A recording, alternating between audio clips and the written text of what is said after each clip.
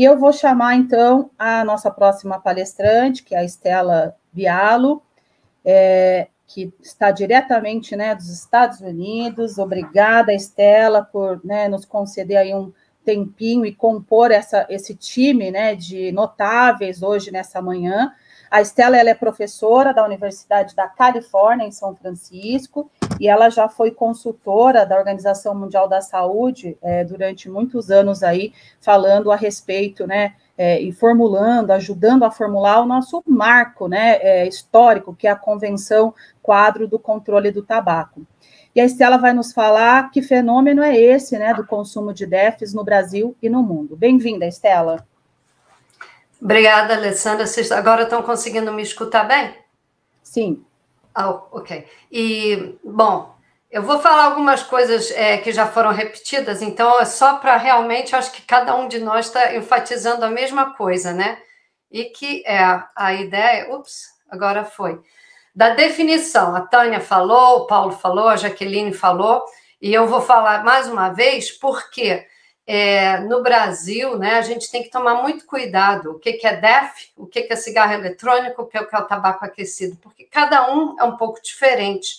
Então, só para dar uma ideia, aqui o FDA, que é o Food and Drug Administration, que é o equivalente da Anvisa no Brasil, finalmente resolveu, de alguma forma, investigar e controlar, talvez, o uso desses produtos que até então estavam no mercado aqui americano sem nenhum tipo de fiscalização. Eles entraram no mercado e, aos poucos, estão sendo fiscalizados. E o FDA recebeu uma solicitação de autorização para mais de 6 milhões de produtos. Então, é muito difícil dizer que é um produto só, que o DEF, né? E até agora, um produto foi autorizado e mais de 300 solicitações de venda desses produtos foram recusadas.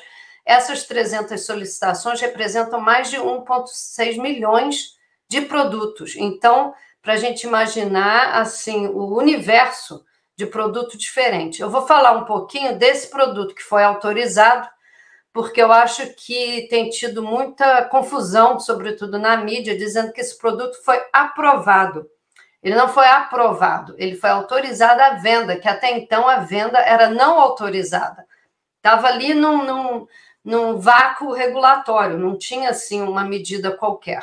Então, esse produto é o Vuse Solo, que é da BAT, né? Que era a antiga Souza Cruz no Brasil, hoje em dia BAT Brasil.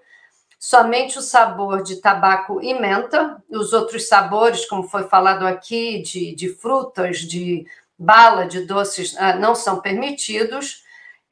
Não é um selo de segurança, não quer dizer que esse produto é seguro, simplesmente diz que esse produto é menos ruim que o cigarro. Mas o cigarro é tão ruim que qualquer coisa é menos ruim, né? Inclusive, eu acho que a Jaqueline falou bem, que a gente tem que começar a entender o malefício desse produto em si só, não sempre comparando com o cigarro, mas por si só, e como ela mostrou bem, a gente já está vendo que o impacto cardiovascular, por exemplo, é igual ou, em alguns casos, pior do que o do cigarro, porque a gente tem que começar a analisar.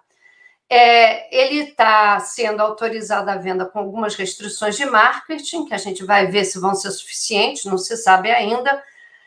A companhia não apresentou nenhum dado sobre o uso entre adolescentes do produto, então é uma coisa que eles vão tentar agora ver o que vai acontecer, que eu acho que é uma decisão um pouco arriscada. Não apresentaram nenhuma decisão forte de que auxilia a parar de fumar. A própria companhia disse que nos seus estudos, entre 1,5% a 6,7% de adultos fumantes passaram a ser usuários desse produto, ou seja, a aceitação entre os fumantes não é grande, e a ideia de que essa aceitação pequena levaria a um impacto na prevalência de fumo realmente vai ser muito difícil de acompanhar se somente 2%, de 1,5% a 6% estão utilizando. Mas, enfim, dentro dessa autorização existe aí um componente de vigilância e a gente vai ver o que vai acontecer. Como já foi falado aqui, tem o tabaco aquecido, tem o híbrido, que na verdade é um pouco de tabaco e uma nicotina líquida que passa pelo tabaco aquecendo e cria essa satisfação de fumar para quem quiser usar. E mundialmente, aliás, eu só quero falar que do outro produto que foi autorizado nos Estados Unidos é o tabaco aquecido vendido pela Philip Morris, que é o IQOS ou IQOS, e no momento a venda está suspensa, porque tem uma disputa de patente entre a Philip Morris e a BAT. E nessa disputa judicial de patentes, foi suspendida a venda desse produto, apesar de ter sido autorizada pelo FDI, a venda está suspensa por essa questão de disputa de patentes. E, mundialmente, a regulamentação desse produto varia muito de acordo com a definição legal. Por exemplo, se é tabaco, se não é produto de tabaco, se é produto de consumo, e desde a proibição em vários países, como a completa e sem nenhum tipo de regulamentação em alguns outros países. Agora, a Convenção Quadro recomenda que seja regulamentado, sobretudo para evitar o consumo entre os jovens. Então, aqui, é importante lembrar que qualquer benefício que possa ser comentado, questionável que eles sejam, são aplicáveis ao produto daquele estudo e à forma de qual aquele estudo usou. Por exemplo, a frequência, tem que usar todo dia, tem que usar quantas vezes por dia. Então, um estudo lá não sei de onde, dizendo que ajudou as pessoas a pararem de fumar dentro de uma condição clínica, a primeira pergunta é, mas que tipo de produto, como foi usado? E não pode dizer que porque um estudo não sei aonde funcionou, vai funcionar para todo mundo em todos os tipos de produto. Inclusive, uma coisa que já foi falado aqui, mas eu vou repetir, é que os estudos mostram que usar o cigarro eletrônico é igual ou um pouco pior que a vareniclina. E a vareniclina, não existe epidemia de uso de vareniclina entre jovens. Então, eu gostaria muito que as pessoas que são ferrenhas assim, em querer a redução de danos usando esses produtos fossem tão entusiasmadas promovendo um maior acesso à vareniclina, por exemplo, e ao acompanhamento clínico, porque os estudos mostram que a vareniclina é tão boa ou melhor que o cigarro eletrônico, sem nenhum dos outros problemas que já foi falado aqui. Agora, a venda de cigarro eletrônico no mundo vem aumentando, mas a gente tem que se lembrar que isso é uma coisa mais dos países mais ricos, né?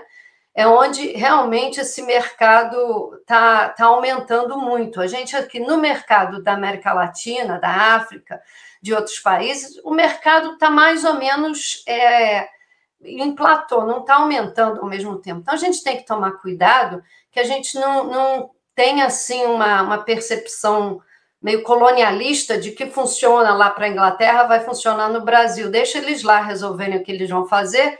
E no Brasil, como a Jaqueline falou tão bem, a gente tem que fazer o que funciona para a população brasileira e respeitando o progresso que o Brasil já fez, né?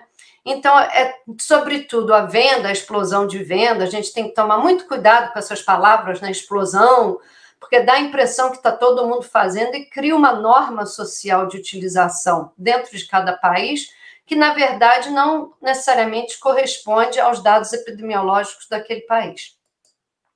Aqui é o projeto ITC, que o Brasil faz parte, agora que eu estou vendo que não dá para ler o nome dos países, mas o importante desse quadro é o que mostra é que os países com regulamentação mais relaxadas, mais assim, sem muita regulamentação, é onde o uso é maior, ou seja, existe uma associação forte entre o uso e a regulamentação. Então, acho que é importante a gente lembrar disso, né? Assim, você tem que realmente a regulamentação do produto, se existe, tem que ser uma regulamentação bastante cuidadosa para não aumentar o uso.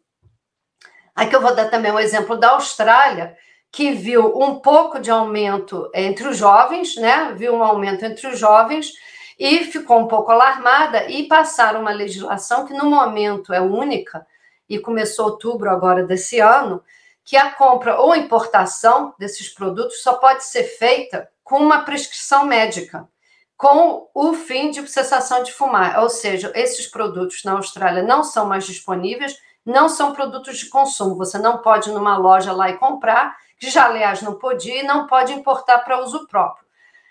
Além disso, se um médico ou médica quiser prescrever esse produto, eles têm que pedir permissão da agência regulamentadora, o equivalente da Anvisa, da Austrália, e justificar por que eles querem prescrever um produto proibido. E então, ou seja, fechou um pouco, não é proibido em si o produto, mas é um tipo de regulamentação que, se o médico, como a Jaqueline aqui falou também, se por acaso, por algum motivo, algum médico achar que a única forma de ajudar aquela pessoa a parar de fumar seria o uso desse produto, eles têm que solicitar a aprovação da agência regulatória e então passar com prescrição, ou seja, existe um controle dessa utilização. Aqui nos Estados Unidos também houve um estudo comparando a utilização em todos os estados americanos, e está aí o link para quem quiser ver. Entre adultos, mostrou também essa associação. Quanto maior a regulamentação, menor a utilização. Aqui, a Califórnia, entre jovens, eu quero destacar que a Califórnia, que tem por um programa de controle do tabaco bastante forte, um programa sólido e já de muito tempo, de muita tradição, vem vendo que o consumo de cigarro eletrônico entre os jovens não só está se mantendo estável, mas é muito abaixo do consumo do resto dos Estados Unidos. Muito abaixo, né? O resto dos Estados Unidos, ano passado, estava em torno de 19%, e na Califórnia foi 8%. Isso é uso uma vez. Inclusive, na Califórnia, o que a gente está vendo é que está havendo uma baixa do uso de cigarro entre os jovens, aluno de segundo grau, que seria, né, que eles chamam high school, que é entre 14 e 18 anos, mais ou menos, e o uso de cigarro é 1,2%, ou seja, está praticamente se extinguindo. E o que a gente sabe é que a Califórnia está implementando uma série de medidas, inclusive várias cidades, aqui onde eu moro, em São Francisco, onde a venda desses produtos é inteiramente proibida. E a gente está vendo que parece que está tendo um efeito. A Covid parece que teve um efeito de diminuição de consumo de cigarro eletrônico entre os jovens aqui nos Estados Unidos, mas ainda a gente não tem os dados finalizados sobre isso. Por quê? Com as crianças ficando em casa, não indo à escola, não tendo aquela oportunidade de compartilhar, parece que teve um impacto. O resto da América Latina, o cenário é bastante complicado, e a gente vê de novo que os países com menos regulamentação e com medidas de controle do tabaco generalizadas têm uma prevalência mais alta. A Colômbia, por exemplo, é muito preocupante que a prevalência de uso entre jovens está em 9%, e entre adultos é menos de 1%, em torno de 1%. Ou seja, a gente está vendo países, o mesmo acontece na Jamaica, em Trinidad, que o uso entre jovens desse produto é maior do que o uso entre adultos, ou seja, claramente não está sendo usado como cessação. E só para finalizar, eu acho que independente do tipo de regulamentação, e eu quero aqui mais uma vez dar meu apoio ao Brasil e à Anvisa de conseguir segurar a ambição da indústria, a gente tem que se lembrar, né, que a autorregulamentação voluntária não funciona, nunca funcionou, que o tipo de regulamentação que é apoiado pela indústria, no mínimo questionável, por exemplo, a indústria quer que se abra canais de marketing para poder, segundo eles, anunciar para os fumantes. E isso não é verdade. Eu acho que é importante resistir essa pressão da indústria, porque política de saúde pública não é a indústria que estabelece, quem estabelece são as autoridades de saúde pública, que o Brasil, mais uma vez, parabenizando, como acho que foi a Jaqueline que disse, a medalha de ouro. E a indústria, saiu recentemente um trabalho onde a própria indústria diz que depende da venda de cigarro, né? 90% ou mais do lucro dessas empresas vem da venda de cigarro. Eles não vão poder parar de vender cigarro porque eles vão à falência e eles têm legalmente a obrigatoriedade de dar lucro para os seus acionistas. Então, acho que a gente, pensando em regulamentação, e no momento do Brasil está fazendo isso, é balançar, né, essa ideia da saúde pública, continuar avançando o controle do tabaco. O Brasil ainda tem algumas coisas que poderia avançar, como aumento de impostos, embalagem padronizada, proibição de publicidade em ponto de venda, E a gente está vendo a experiência de outros lugares, é que quanto mais forte for o controle do tabaco, é menor o aumento do uso do cigarro eletrônico. Obrigada.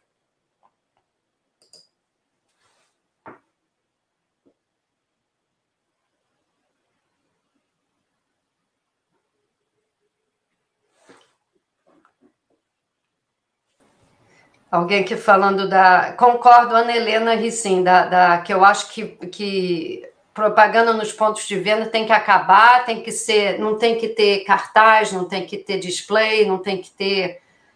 Como tem países, por exemplo, a Austrália, que eu comentei aqui, outros que fica dentro de um armário fechado, fosco, não tem nem vidro, nem transparência, nem o maço se vê. E funciona.